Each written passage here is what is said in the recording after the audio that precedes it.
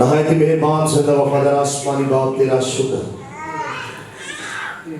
खुदावंद तू आज हमसे बोलना, हम कलाम होना, मुंह से निकला हुआ एक एक लफ्ज़ ऐ खुदावंद तेरी तरफ से हो, जो ज़िंदगियों के लिए बाबरकत, तरक्की, तसल्ली और नसीहत का सबब है। मैं घटूं तू बढ़े, मैं झुकूं तू सरबुलंद हो। मैं अपने आप को तेरे ताबिया करता हूँ, ताकि ऐ खुदावंद जब तेरी आवाज़ पढ़ूं तो तेरे लोगों के लिए ऐ खुदावंद बादशाह बरकत और ऐ खुदावंद तरक्की का सबब ठहरूं। छूना, ब्लेस करना, बड़ी बरकत देना यीशु मसीह के नाम से और उसी के वसीला से, आमीन। और उसका दूसरा बाब और उसकी 18वीं आयत से मुकाशफा की किताब, जो कि यीशु मसीह का मुकाशफा यूहन्ना अरब पर ज़ाहिर हुआ और रूह कुदुस की रहनुमाई से लिखवाया गया। ये तो सारी बाइबल रूह कुदुस की रहनुमाई से लिखवाई गई, लेकिन ये खास क्योंकि यहाँ पर टाइटल ये दिया गया है बाइबल के अंदर यूहन्ना अरब का मुकाशफा, जबकि ये यूहन्ना अरब का मुकाशफा नहीं है, यीशु मसीह का मुकाशफा है जो उस पर ज़ाहिर हुआ। तो दूसरा बाब उसकी 18वीं आयत के अंदर तवातीरा की कलीसिया को ये पैगाम दिया गया, और हम सब भी कलीसिया हैं जो यहाँ पर मौजूद हैं। और लिखा है कि और तवातीरा की कलीसिया के फरिश्ता को ये लिख, फरिश्ता जो है वो खादम है, लिखवाने वाला मसीह है, लिखने वाला यूहन्ना है यूं तो, लेकिन रूह कुदुस की रहनुमाई से। और खुदा का बेटा जिसकी आंखें आग के शोला की मानिद और पांव खालिस पीतल की मानिद है, ये फरमाता है। वो कुछ कहने को है, बहुत खास है, जो कलीसिया के लिए है। जो तो 7 कलीसियाओं को पैगाम दिए गए, जिसमें से एक पैगाम ये भी है, मैं तेरे कामों, सबसे पहले किसको जानता हूं, मैं तेरे और मोहब्बत और ईमान और खिदमत और सब्र को तो जानता हूं, और ये भी कि तेरे पिछले काम पहले कामों से ज्यादा है, पर मुझे तुझसे ये शिकायत है। लिखवाने वाला जो है उसको शिकायत भी है कलीसिया से, मेरे और आपसे भी हो सकती है। तो गौरतलब बात, पर मुझे तुझसे ये शिकायत है कि तूने उस औरत इज़बेल को रहने दिया जो अपने आप को नबिया कहती है और मेरे बंदों को हरामकारी करने और बुतों की कुर्बानियां खाने की तालीम देकर गुमराह करती है।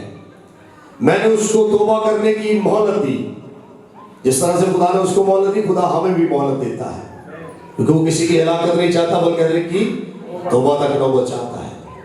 लेकिन उसने क्या किया, मोहलत दी, मगर वो अपनी हरामकारी से तौबा करना नहीं चाहती।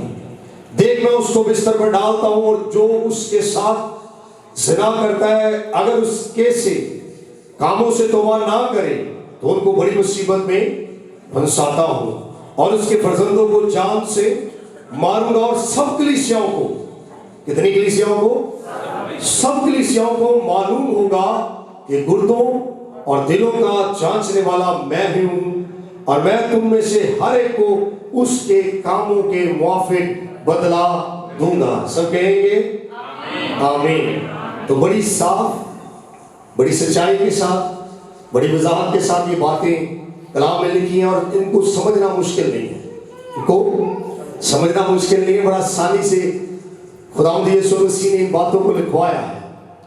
लेकिन यहाँ पर जिक्र हुआ है इज़बेल का, और मैं उसी ताल्लुक से आज बात करूंगा, स्पिरिट ऑफ इज़बेल या स्पिरिट ऑफ जेज़ेबेल। और इसके साथ जो है वो हिस्ट्री जुड़ी हुई है, पुराने अहदनामा के अंदर इसका जिक्र है। और दोबारा से क्या ऐसी वजूहात है कि यीशु मसीह ने स्पेशली कलीसिया को इसके ताल्लुक से पैगाम दिया। और अगर हम इसके नाम के लफ्ज पर गौर करें तो इसके नाम का लफ्ज है गार्बेज, यानी गंद या गंदगी। लेकिन एक बात समझने के लिए आपके लिए, इससे पहले मैं आगे बढ़ूं कलाम में, कि स्पिरिट में कोई जेंडर सिस्टम नहीं है। तो ये बात आपने नहीं समझनी कि ये किसी विमेन के लिए सिर्फ बात हो रही है। ये जेंडर जो सिस्टम है ये सिर्फ बॉडी के अंदर है। लेकिन आप देखिएगा कि ये जो स्पिरिट थी ये कंट्रोल करती है, दो खास काम करती है, बुत परस्ती और हरामकारी। ये उसका खास मकसद है। और इब्लीस की तरफ से कुछ ऐसी कुव्वतें हैं जिनको उसने भी मुकर्रर कर रखा है, जो खुदा और खुदा के लोगों के खिलाफ बड़ी तेजी से काम कर रही है, हत्ता कि कलीसिया और घरानों के अंदर। और ये इस तरह से काम करती है कि जहां कहीं भी यूनिटी होती है, उसकी कोशिश होती है उसे ब्रेक कर दिया जाए। जहां कहीं भी खुदा का काम हो रहा होगा, उसकी कोशिश होगी कि किसी तरीके से उस काम को रोक दिया जाए, खलल डाला जाए, ताकि खुदा का काम बढ़ ना सके, बेहतर ना हो सके, ताकि लोग निजात और हमेशा की जिंदगी के वारिस ना बन सके। और ये इसका जिक्र जो है पहला सलातीन 16वां बाब निकाल लिए, ताकि आपके सामने ये कहानी भी और आपको देखते जाए साथ साथ के किस तरह से और क्या इसका काम था और क्या कुछ इसने किया उस वक्त के अंदर। ये मदियानियों के बादशाह इतबेल की बेटी है, शहजादी है, मलका बनी एक बादशाह की जिसका नाम अखीब है। अखीब जो है वो इस्राएल का बादशाह है, जिसने 22 साल जो है वो इस्राएल के ऊपर हुकूमत की। और ये समझ ले कि सबसे बदतरीन वक्त जो है वो इस्राएल के दौर के अंदर जो है वो अखीब बादशाह और इजबल का रहा।